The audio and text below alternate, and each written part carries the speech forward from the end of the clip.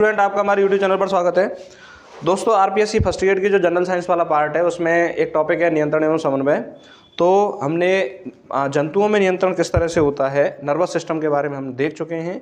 अब हम समन्वय के बारे में, कोऑर्डिनेशन के बारे में समझेंगे। देखिए, समन्वय में मैंने उस दिन बताया था कि पौधों में समन्वय हम पादपों में प्लांट हार्मोन पढ़ेंगे। पादपों में क्या पढ़ेंगे? प्लांट हार्मोन पढ़ेंगे, प्लांट हार्मोन। और जंतुओं में समन्वय जो होता है वह अंतःस्रावी तंत्र के द्वारा होता है। तो इसमें एंडोक्राइन सिस्टम पढ़ेंगे, अंतःस्रावी तंत्र के बारे में हम पढ़ेंगे। तो नर्वस सिस्टम को हमने पढ़ने के बाद अब हम जो हमारे जो अगले चैप्टर हैं वह हैं पादप हार्मोन, यानी पौधों में नियंत्रण किस तरीके से होता है और जंतुओं में नियंत्रण जो है वो किस तरीके से होता है। तो प्लांट में प्लांट हार्मोन पढ़ेंगे और जंतुओं में एंडोक्राइन सिस्टम के बारे में हम पढ़ेंगे। चलिए हम शुरुआत करते हैं इन चैप्टर के बारे में कि पादप हार्मोन क्या होता है और एंडोक्राइन सिस्टम क्या है। तो इन सब के बारे में पढ़ेंगे। सबसे पहले हम कुछ सोचना चाहेंगे। देखो, जंतुओं में नियंत्रण के लिए नर्वस सिस्टम है, तंत्रिका तंत्र है, लेकिन पौधों में कोई नर्वस सिस्टम नहीं होता। तो पौधों में ऐसा क्या तरीका होता है कि वो अपना समन्वय कर पाते हैं? तो हम अगर प्लांट में, पादपों में समन्वय की बात करें, पादपों में समन्वय की बात करें तो पादपों में ऐसा क्या है जो वह अपना नियंत्रण रख पाते हैं? तो सबसे पहली बात है कि इनमें तंत्रिका तंत्र नाम की कोई चीज़ पाई नहीं जाती। और जब तंत्रिका तंत्र नाम की कोई चीज़ नहीं होती तो वो किस तरह से अपना वो बैलेंसिंग बनाते हैं? तो पादप जो है वो दो प्रकार से वृद्धि करते हैं। देखिए, जो समन्वय है वह पादपों में दो होता है। एक होता है वृद्धि पर आधारित समन्वय, वृद्धि पर आधारित समन्वय, और दूसरा होता है वृद्धि से स्वतंत्र समन्वय, वृद्धि से स्वतंत्र समन्वय। कैसे साहब? पौधा जो है वो वृद्धि करता है तो वृद्धि का एक प्रारूप होता है, निश्चित तरीका होता है, उसके द्वारा वह अपने आप पर नियंत्रण रखता है। और वृद्धि से स्वतंत्र जो नियंत्रण रखने का तरीका है वो प्लांट हार्मोन के बारे में है। तो प्लांट हार्मोन, पादप हार्मोन के द्वारा वह वृद्धि से स्वतंत्र अपना क्या करता है? नियंत्रण रखता है। वृद्धि पर आधारित यदि हम बात करें समन्वय किस तरह से होता है, तो मान लीजिए एक बीज है। इस बीज में नीचे की ओर जड़ तंत्र का विकास होता है और ऊपर की ओर प्ररोह तंत्र का विकास होता है, प्ररोह तंत्र का विकास होता है। तो नीचे आता है रूट सिस्टम और ऊपर आता है शूट सिस्टम। अब इस प्ररोह तंत्र में क्या होता है? प्ररोह तंत्र में आता है तना आता है, पत्ती आती है, फल आता है, फूल आते हैं। ये सब प्ररोह तंत्र के भाग होते हैं। जड़ नीचे क्यों गई और प्ररोह ऊपर क्यों गया? कोई ना कोई तरीका तो रहा होगा। तो जड़ जो है वह धनात्मक गुरुत्वानुवर्ती होती है। ये गुरुत्वाकर्षण के अकॉर्डिंग ये काम करती है नीचे की ओर, तो धनात्मक गुरुत्वानुवर्ती होती है। जबकि प्ररोह ऋणात्मक गुरुत्वानुवर्ती होता है, यानी गुरुत्वाकर्षण के विपरीत ये गति करता है तो ऋणात्मक गुरुत्वानुवर्ती होगा। अब ऊपर जब गुरुत्वाकर्षण बल काम नहीं कर रहा है तो वो किसकी ओर आकर्षित हो रहा है? प्रकाश की ओर आकर्षित हो रहा है। इसका मतलब कहीं ना कहीं प्रकाश भी गति को, यानी पौधे की वृद्धि को क्या कर रहा है? प्रभावित कर रहा है। तो प्रकाश की ओर जो गति हो रही है उसे हम क्या कहेंगे? धनात्मक प्रकाशानुवर्ती, धनात्मक प्रकाशानुवर्ती। और यदि हम कहें तो आपसे कभी पूछा जाए कि प्ररोह किस तरह की गति दर्शाता है या वृद्धि दर्शाता है, तो वो धनात्मक प्रकाशानुवर्ती वृद्धि दर्शाता है। और जड़ के बारे में यदि पूछा जाए तो जड़ ऋणात्मक प्रकाशानुवर्ती, ऋणात्मक प्रकाशानुवर्ती वृद्धि जड़ दर्शाती है। तो प्ररोह धनात्मक प्रकाशानुवर्ती और जड़ ऋणात्मक प्रकाशानुवर्ती, क्योंकि जमीन से नीचे ये क्या करती है? वृद्धि करती है। आगे हम बात करें और किस तरह से, तो देखो एक प्लांट होता है छुई मुई। कौन सा प्लांट होता है? छुई मुई। छुई मुई का वैज्ञानिक नाम होता है माइमोसा पुडिका। क्या नाम होता है? Mimosa pudica. इसमें स्पर्शानुवर्तन गति पाई जाती है, स्पर्शानुवर्तन गति पाई जाती है, स्पर्शानुवर्तन गति पाई जाती है। इसको बोलते हैं थिग्मोट्रोपिज्म कहा जाता है। इस गति को क्या नाम दिया जाता है? थिग्मोट्रोपिज्म।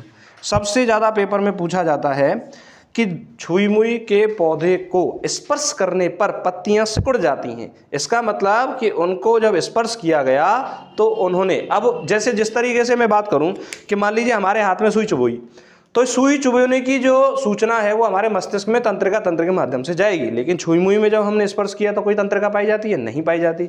तो वो क्या करते हैं, छुई मुई का पौधा जो है वो कोशिका में जो जल का प्रवाह है उसमें परिवर्तन के द्वारा अपना जो सिकुड़न है उस क्रिया को वो क्या करती है, शुरुआत करती है। तो स्पर्श के कारण उनकी पत्तियों में सिकुड़न आती है, तो इसको हम बोलते हैं थिग्मोट्रोपिज, स्पर्शानुवर्तन गति पाई जाती है।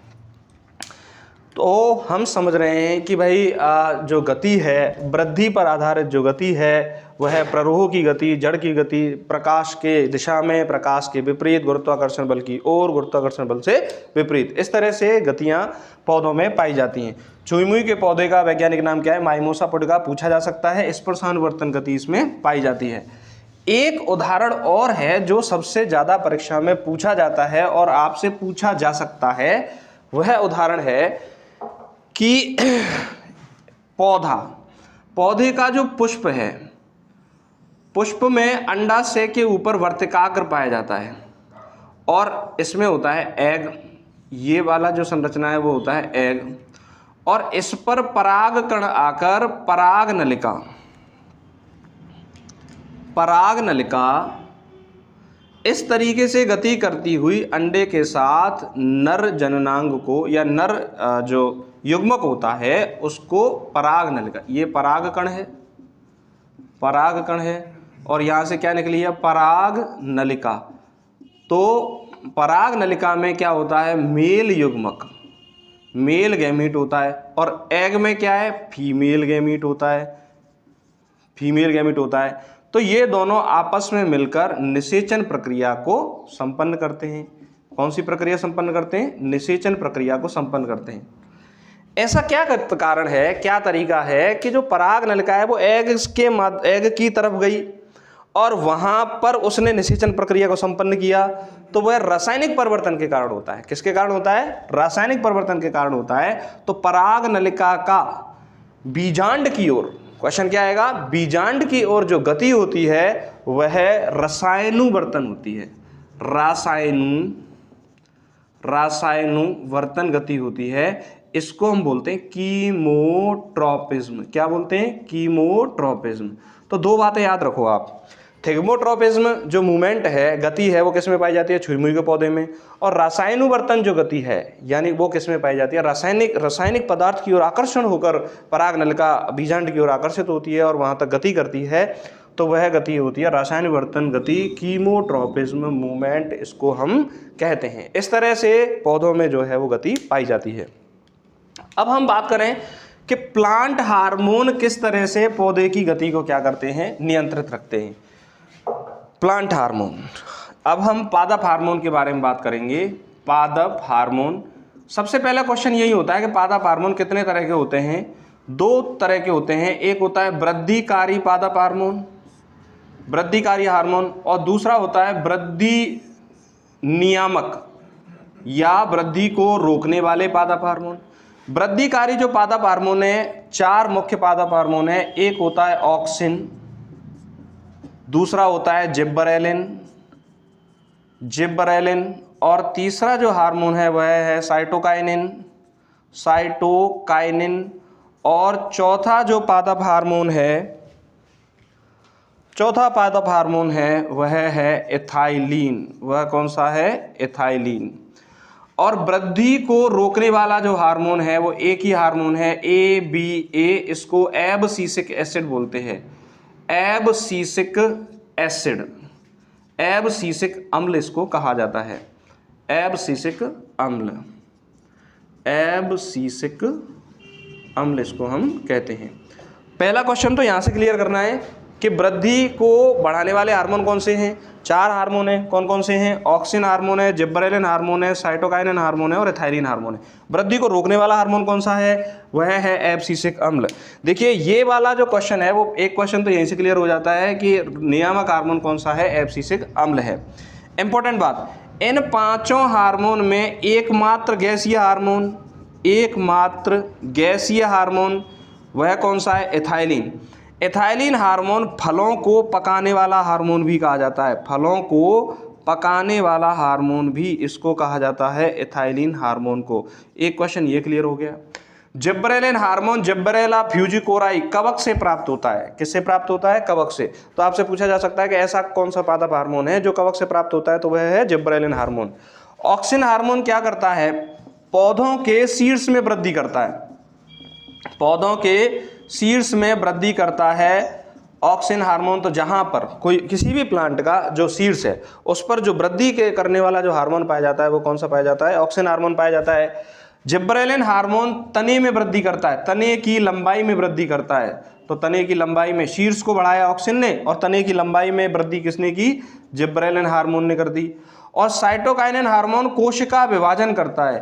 कोशिका विभाजन का मतलब ये होगा कि वहां उन जगह पर सबसे ज्यादा पाया जाएगा। यहां पर इंपॉर्टेंट पॉइंट है, ये पूछा जा सकता है आपसे, यह बीज और फलों में सर्वाधिक मात्रा में पाया जाता है, बीज और फलों में मैक्सिमम पाया जाता है, क्योंकि बीज से जड़ तंत्र का विकास करना है, प्ररूप तंत्र का विकास करना है, तो बहुत सारी कोशिकाओं की आवश्यकता होगी, कोशिकाओं का विभाजन होगा, तो विभाजन के द्वारा साइटोकाइनिन जो है वो नई कोशिकाओं का निर्माण करता रहता है, और उससे पादप की क्या होती है? वृद्धि होती है। तो जहां भी विभाजन की बात आएगी तो वहां पर कौन सा हार्मोन काम करेगा? Cytokinin hormone. और फलों को पकाने वाला हार्मोन कौन सा है? एथाइलिन हार्मोन है। और यह क्या है? ये गैसीय हार्मोन है। एब्सिसिक अम्ल निरोधक हार्मोन है, यानी कि पत्तियों के झड़ने का कारण, पत्तियों के झड़ने का कारण कौन सा हार्मोन होता है? एब्सिसिक अम्ल होता है। यानी कि जीर्णावस्था, वृद्धावस्था को बढ़ाने, पादप की वृद्धावस्था को बढ़ाने वाला जो हार्मोन है वह कौन सा हार्मोन होता है? वह हार्मोन होता है एब्सिसिक अम्ल। तो इस तरीके से हमने 5 प्रमुख पादप हार्मोन के बारे में पढ़ा। जब भी क्वेश्चन आएगा वो इन्हीं पॉइंटों से आपसे क्वेश्चन पूछेगा। एक बार हम रिवाइज कर लेते हैं। पादप हार्मोन को 2 श्रेणियों में बांटा जाता है, वृद्धिकारी पादप हार्मोन और वृद्धि नियामक हार्मोन। वृद्धिकारी कौन कौन से हैं? ऑक्सिन, जिब्रेलिन, साइटोकाइनिन और एथाइलिन।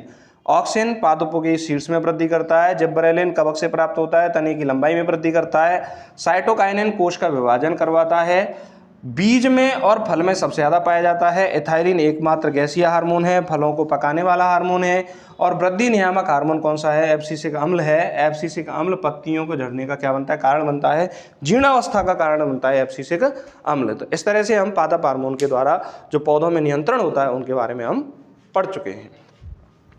अब हम आगे बात करें कि जंतुओं में समन्वय का काम कौन करता है। तो हमने आपको बताया था अंतःस्रावी तंत्र के द्वारा जंतुओं में समन्वय का कार्य किया जाता है।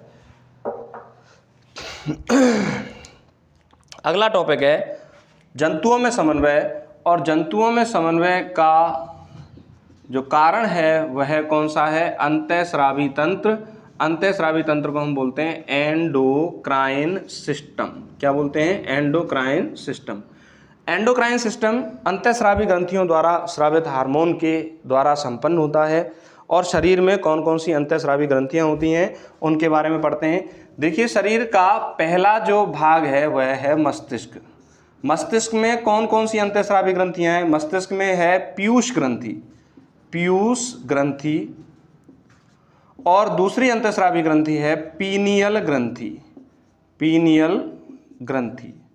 पीयूष ग्रंथि, इसको पिट्यूटरी ग्लैंड कहते हैं, पिट्यूटरी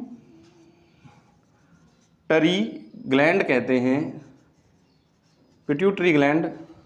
मस्तिष्क में हमारे कितनी हो गई? एक तो पीयूष ग्रंथि हो गई, और यह हाइपोथैलेमस से नीचे पाई जाती है। और हाँ, हाइपोथैलेमस को भी अंतःस्रावी ग्रंथियों के अंतर्गत शामिल किया जाता है। हाइपोथैलेमस, हाइपोथैलेमस, हाइपोथैलेमस के नीचे पाई जाती है पीयूष ग्रंथि, और हमारे मस्तिष्क में मिलती है पीनियल ग्रंथि। पीनियल ग्रंथि और पीयूष ग्रंथि और हाइपोथैलेमस के बारे में बात करें तो सबसे पहले हम बात करें हाइपोथैलेमस के बारे में।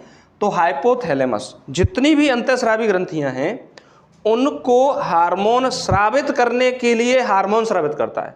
इसीलिए हाइपोथैलेमस को मास्टर ऑफ मास्टर ग्लैंड कहा जाता है, head master gland, head master gland कहा जाता है, या इसी को हम बोलते हैं मास्टर और मास्टर ग्लैंड कहते हैं, या ऑर्केस्ट्रा ऑफ एंडोक्राइनोलॉजी कहा जाता है।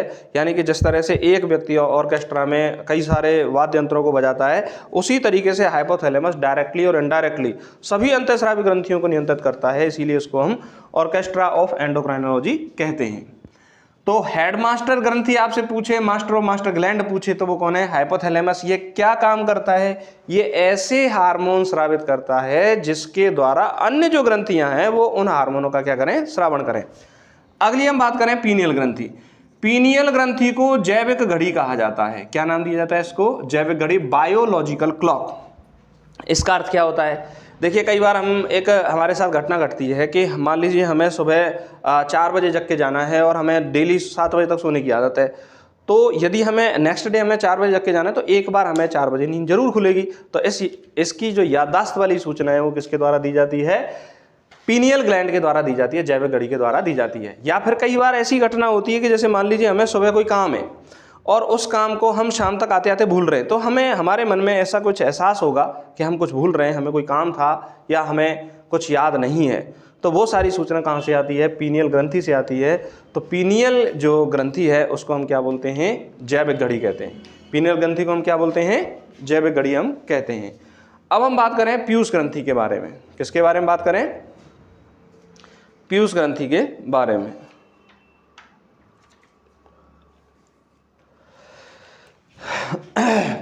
देखिए, पीयूष ग्रंथि शरीर की सबसे छोटी ग्रंथि है। शरीर की सबसे छोटी ग्रंथि है पीयूष ग्रंथि। पीयूष ग्रंथि ऐसे हार्मोन का स्रावित करती है जो अन्य ग्रंथियों पर नियंत्रण रखते हैं। यानी कि दोबारा सुनिए, पीयूष ग्रंथि ऐसे हार्मोनों का श्रवण करती है जो अन्य ग्रंथियों पर क्या करते हैं? नियंत्रण रखते हैं। इसीलिए पीयूष ग्रंथि को मास्टर ग्लैंड कहा जाता है। क्या बोलते हैं? Master gland. हेडमास्टर ग्लैंड और मास्टर ग्लैंड में एक अंतर है।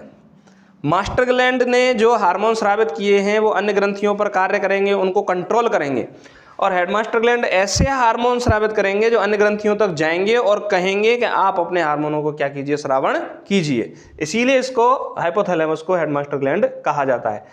अब अगर हम बात करें पीयूष ग्रंथि के बारे में, पीयूष ग्रंथि के बारे में यदि हम बात करें तो पीयूष ग्रंथि के 2 प्रमुख भाग होते हैं। एक होता है अग्रभाग, 3 भाग होते हैं वैसे तो।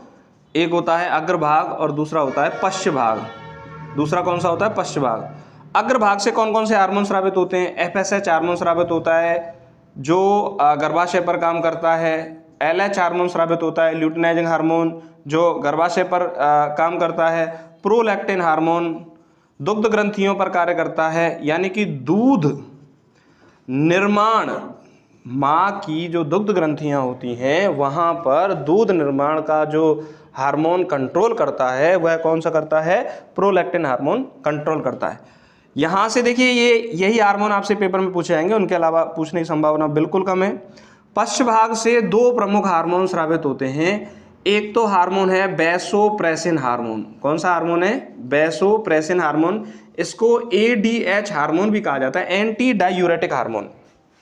वैसोप्रेसिन हार्मोन या ADH हार्मोन, यदि इस हार्मोन की शरीर में कमी हो जाए तो व्यक्ति को मूत्र अधिक आता है, अति मूत्रता हो जाती है, अति मूत्रता हो जाती है, और इसको कहा जाता है, इस रोग को कहा जाता है डायबिटीज इंसिपिडस। इंसिपिडस, इस रोग को हम क्या नाम देते हैं? यानी कि व्यक्ति जो है वो ज़्यादा बार बार पेशाब जाता है तो इस रोग का हम नाम देते हैं डायबिटीज इंसिपिडस। ये वो वाली डायबिटीज नहीं है जिसको आप मधुमेह समझते हो, ये मधुमेह रोग नहीं है। ये ऐसी बीमारी है जिसमें व्यक्ति जो है बार बार क्या जाता है? पेशाब जाता है। दूसरा जो हार्मोन है उस हार्मोन को कहा जाता है ऑक्सीटोसिन हार्मोन, और इसी को कहा जाता है पिटोसिन हार्मोन। क्या कहा जाता है? Pitocin hormone. मोस्ट इंपॉर्टेंट है, जब माँ के गर्भ से बच्चे का जन्म होता है तो बच्चे को प्रसव कराने में जो सहायता देने वाला जो हार्मोन है वह कौन सा हार्मोन है? Oxytocin hormone. इसीलिए इसको पिटोसिन हार्मोन या प्रसव हार्मोन के नाम से भी जाना जाता है। एक इंपॉर्टेंट बात, दुग्ध ग्रंथियों में दूध का निर्माण कौन करता है? प्रोलैक्टिन। लेकिन दूध श्रावण का जो कार्य करता है वो कौन सा हार्मोन करता है? ऑक्सीटोसिन हार्मोन का दूध श्रावण का क्या करता है? कार्य करता है। प्रोलैक्टिन हार्मोन किसका काम करेगा? दूध निर्माण का काम करेगा, और ऑक्सीटोसिन हार्मोन दूध स्रावण का क्या करता है, कार्य करता है। तो इस तरीके से पीयूष ग्रंथि के जो महत्वपूर्ण हार्मोन थे उनके बारे में हमने बात की। एक हार्मोन और स्रावित होता है, रिलैक्सिन हार्मोन। रिलैक्सिन हार्मोन क्या करता है, ये पश्च भाग से स्रावित होता है। ये रिलैक्सिन हार्मोन जब बच्चे का जन्म हो जाता है तो गर्भाशय पेशियों को रिलैक्स करने का जो काम करता है वो कौन करता है, रिलैक्सिन हार्मोन करता है। तो देखिए पीयूष ग्रंथि के अग्रभाग से एफएसएच हार्मोन, एलएच, प्रोलैक्टिन, और पश्च भाग से relaxin hormone, vasopressin hormone, oxytocin या पिटोसिन हार्मोन। वैसोप्रेसिन हार्मोन को एडीएच कहा जाता है, एंटी डाययूरेटिक हार्मोन। तो यहाँ से क्वेश्चन ये पूछा जाता है कि कौन कौन से हार्मोन कौन सी ग्रंथि से स्रावित होते हैं। तो हमने पीयूष ग्रंथि के बारे में बात की और पीनियल ग्रंथि के बारे में बात की। देखिए पीनियल ग्रंथि से मेलेटोनिन हार्मोन स्रावित होता है। कौन सा हार्मोन स्रावित होता है, मेलेटोनिन हार्मोन स्रावित होता है। मेलेटोनिन हार्मोन, मेलेटोनिन हार्मोन किससे स्रावित होता है, पीनियल ग्रंथि से। और पीनियल ग्रंथि को हम क्या बोलते हैं, जैविक घड़ी कहते हैं। हाइपोथैलेमस को हेडमास्टर ग्लैंड या मास्टर ऑफ मास्टर ग्लैंड इसको कहा जाता है।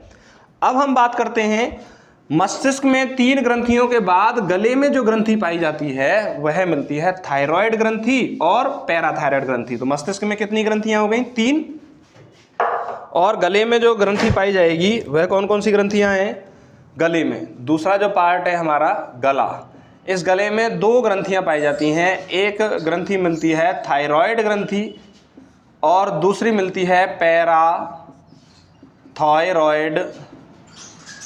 ग्रंथि, पैराथायराइड ग्रंथि। ध्यान दीजिए, देखिए थायराइड ग्रंथि एच आकार की होती है। कैसे आकार की होती है, एच आकार की होती है। इसके ऊपर 4 दाने दाने जैसी संरचनाएं पाई जाती हैं, इनको पैराथायराइड ग्रंथि कहते हैं। क्या ग्रंथि कहते हैं, पैराथायराइड ग्रंथि कहते हैं। थायराइड ग्रंथि द्वारा जो हार्मोन स्रावित होता है उस हार्मोन का नाम है थायरॉक्सिन हार्मोन। कौन सा नाम है, थायरॉक्सिन हार्मोन। थायरॉक्सिन हार्मोन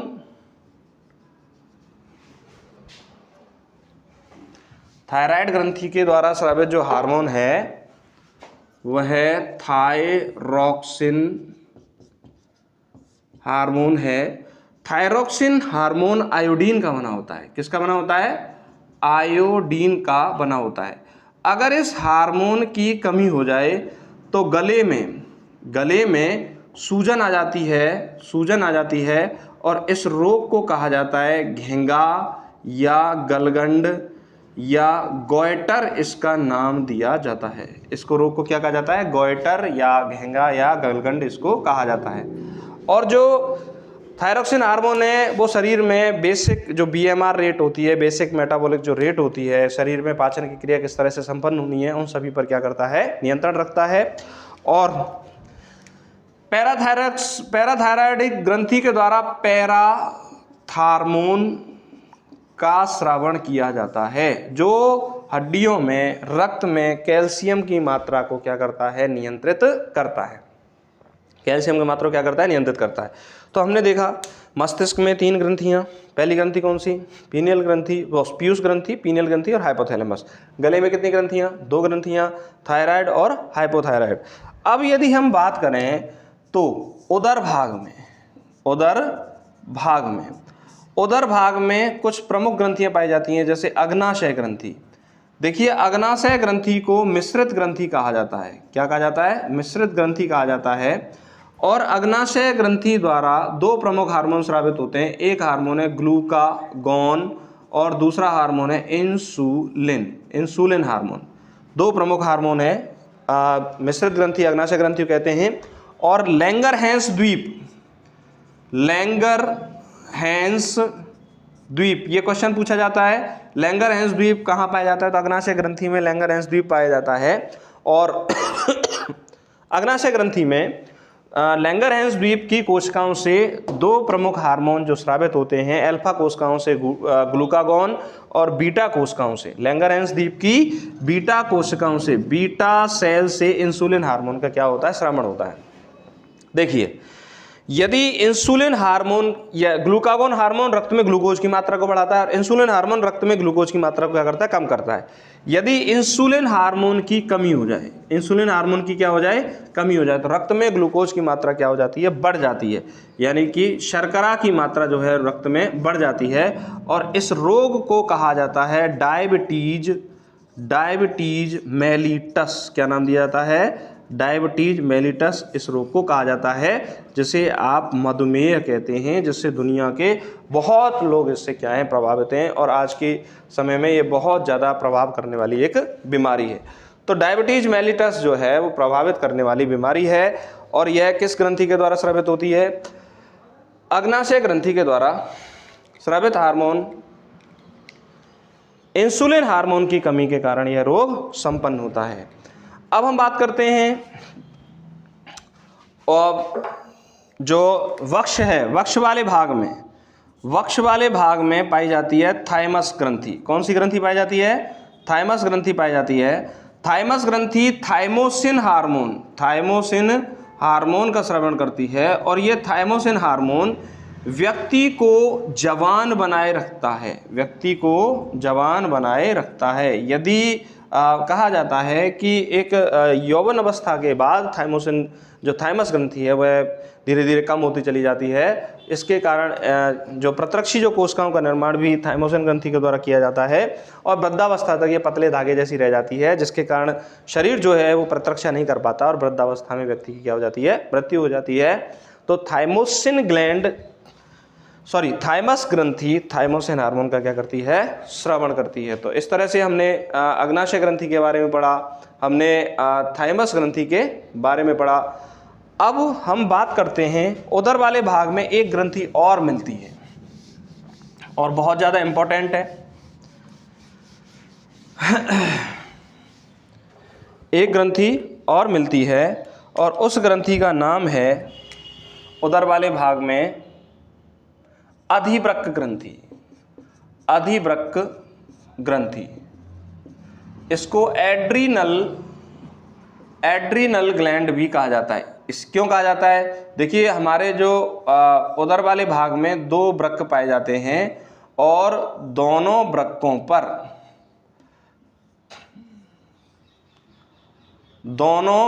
पर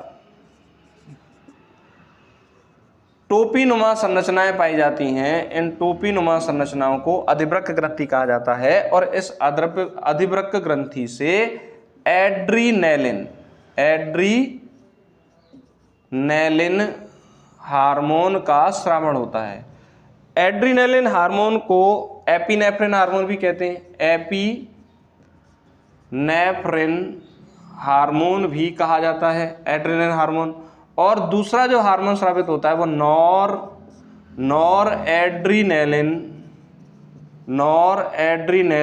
हार्मोन भी कहते हैं इसको, नॉरएपिनेफ्रिन हार्मोन भी कहा जाता है, नॉरएपिनेफ्रिन हार्मोन भी इसको कहा जाता है। देखिए एड्रीनैलिन जो हार्मोन है, एड्रीनैलिन हार्मोन व्यक्ति के संकट के समय, मान लीजिए आपके पास शेर आ जाए तो आपको डर लगेगा, तो डर के समय, संकट के समय यह सबसे ज़्यादा कार्य करता है, इसीलिए इसको संकट मोचन हार्मोन भी कहा जाता है, हनुमान जी हार्मोन इसको कहा जाता है, एड्रीनैलिन या एपिनेफ्रिन हार्मोन को। और इसी को 3F हार्मोन भी कहा जाता है। 3F मतलब यदि शेर आ गया तो फियर लगेगा, हमारे पास एक ऑप्शन है कि या तो हम फाइट करें और या फिर वहाँ से भाग जाएं, फ्लाइट करें। तो 3F का मतलब होता है fear, fight and flight, fear, fight and flight. तो एड्रेनालिन हार्मोन को हम युद्ध हार्मोन या संकट मोचक हार्मोन, युद्ध हार्मोन या संकट मोचक हार्मोन या 3F hormone, fear, fight and flight hormone के नाम से भी जानते हैं। तो इस तरीके से उदर वाले भाग में एक अन्य ग्रंथि के बारे में हमने पढ़ा जिसका नाम है एड्रीनल ग्रंथि। कौन सी ग्रंथि? एड्रीनल ग्रंथि। उदर भाग से नीचे की ओर जननांग होते हैं और जननांग से जो हार्मोन स्रावित होते हैं उनके द्वारा ही निर्धारित होता है पुरुषों में पुरुषों जैसे लक्षण और महिलाओं में महिलाओं जैसे लक्षण। तो पुरुषों में और महिलाओं में, फीमेल में जो जनन संरचना है, पुरुष में जो जनन संरचना है वह है वृषण, और फीमेल में जो जनन संरचना है वह है अंडाशय। वृषण के द्वारा टेस्टोस्टेरोन हार्मोन स्रावित किया जाता है, वृषण के द्वारा, जो पुरुषों में पुरुष जैसे लक्षण उत्पन्न करता है। और अंडाशय के द्वारा दो प्रमुख हार्मोन स्रावित होते हैं, एक का नाम है एस्ट्रोजन हार्मोन और दूसरा है प्रोजेस्टेरोन हार्मोन स्रावित होते हैं। यह स्त्रियों में स्त्रियों जैसे लक्षणों का क्या करते हैं, नियंत्रित करते हैं। और प्रोजेस्टेरोन हार्मोन जो है वह गर्भ निर्धारण की स्थिति का भी क्या करता है, निर्धारण करता है कि गर्भ धारण हुआ है या नहीं हुआ है। अब हम बात करें कि एस्ट्रोजन हार्मोन स्त्रियों में स्त्री जैसे लक्षण, और प्रोजेस्टेरोन हार्मोन जो है वह गर्भ निर्धारण में भी क्या करता है, सहायता करता है कि भाई ये निर्धारित करेगा कि गर्भ निर्धारण हुआ या नहीं हुआ। तो इस तरीके से महिला और पुरुषों में ये जो हार्मोन है, टेस्टोस्टेरोन, एस्ट्रोजन, प्रोजेस्टेरोन, ये स्टीरॉयड प्रकृति के हार्मोन हैं। कैसे हार्मोन है? स्टीरॉयड हार्मोन है, जो परीक्षा में पूछे जाते हैं कि स्टीरॉयड हार्मोन कौन कौन से होते हैं। टेस्टोस्टेरोन, प्रोजेस्टेरोन और एस्ट्रोजन स्टीरॉयड हार्मोन है। ध्यान दीजिए, प्रोजेस्टेरोन हार्मोन को प्रेगनेंसी हार्मोन भी कहा जाता है, और एस्ट्रोजन हार्मोन जो स्त्रियों में मासिक धर्म जो होता है उनको क्या करता है, कंट्रोल करता है। तो इस तरीके से हम अंतःस्रावी ग्रंथियों के बारे में हम पढ़ते हैं कि हार्मोन के माध्यम से शरीर पर जो है नियंत्रण रखा जाता है, और तंत्रिका तंत्र के माध्यम से नियंत्रण रखा जाता है। तो नियंत्रण एवं समन्वय में हम नर्वस सिस्टम और एंडोक्राइन सिस्टम के बारे में पढ़ते हैं, और हमने नियंत्रण एवं समन्वय के अंदर हमने पढ़ा कि किस तरीके से पौधों में नियंत्रण किया जाता है, और पादप हार्मोन किस तरीके से काम करते हैं, कौन कौन से पादप नियंत्रक हार्मोन हैं और कौन कौन से पादप वृद्धिकारी हार्मोन हैं। तो आशा करता हूं कि आपको ये चैप्टर समझ में आया होगा, और जो हमारा आरपीएससी का जो बायोलॉजी वाला पार्ट है वह कंप्लीट हुआ। अब फिजिक्स वाला पार्ट रह गया, उसको भी हम कंप्लीट कराएंगे। तो आप इस चैनल को पहली बार यदि देख रहे हो तो चैनल को ज़रूर सब्सक्राइब करें, और आपको ये क्लास कैसी लगी कमेंट करके बताएं। और यदि आपकी कोई इंक्वायरी है, क्वेरी है, तो आप पूछ सकते हो, और अदर क्लासेस के बारे में भी अपने कमेंट दे सकते हो। और जो जनरल साइंस की अदर क्लास हैं उनको ज़रूर देखिए। और इसी के साथ मैं कहूँगा, आप अपनी तैयारी को करते रहो, स्वस्थ रहो, मस्त रहो और व्यस्त रहो।